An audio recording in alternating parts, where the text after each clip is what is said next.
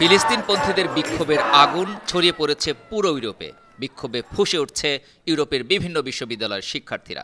যুক্তরাষ্ট্রের শিক্ষার্থীদের সঙ্গে তাল মিলিয়ে রাস্তায় নেমেছে নেদারল্যান্ড, জার্মানি, ফ্রান্স, সুইজারল্যান্ড এবং অস্ট্রিয়ার শিক্ষার্থীরা। জেগে উঠেছে ইসরায়েলের অমানবিকতার বিরুদ্ধে। তাদের দাবি ছিন্ন করতে হবে ইসরায়েলের সাথে সব ধরনের সম্পর্ক। দাবি আদায়ে দখল করে নিয়েছে ক্যাম্পাস। ব্রিটিশ দৈনিক পত্রিকা গার্ডিয়ান বলছে, Netherland police university of Amsterdam থেকে আটক করেছে প্রায় ১৬৯ জন বিক্ষোভকারীকে।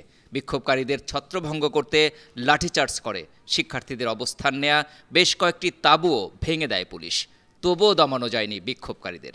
নেদারল্যান্ডসের অন্য দুটি বিশ্ববিদ্যালয়, ইউনিভার্সিটি অব ইউট্রেক্ট এবং ডেলেভ বিশ্ববিদ্যালয়ে ছড়িয়ে পড়েছে আন্দোলন।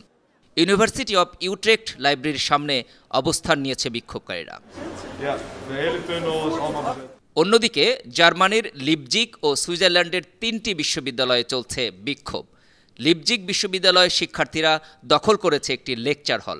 তাদের হাতে একটি ব্যানার ছিল, লেখা ছিল গাজায় গণহত্যার প্রতিবাদে বিশ্ববিদ্যালয় দখল।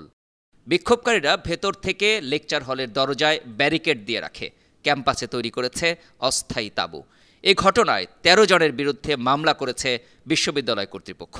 বার্লিনের ফ্রি ইউনিভার্সিটিতেও চলছে ইসরায়েল বিরোধী বিক্ষোভ।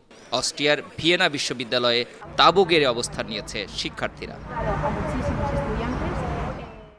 গেল মঙ্গলবার গাজা উপত্যকার রাফায় নতুন করে হামলা শুরু করে ইসরায়েল।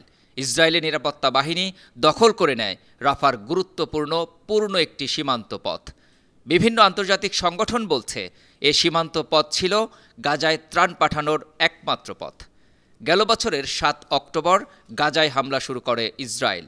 উপত্যকাটিতে নারী ও শিশুসহ নিহত হয়েছে ৩৪,০০০-এর বেশি ফিলিস্তিনি। বর্তমানে সেখানে বসবাস করে প্রায় ১৪ লাখের মতো ফিলিস্তিনি। Desk report, ৫২ TV.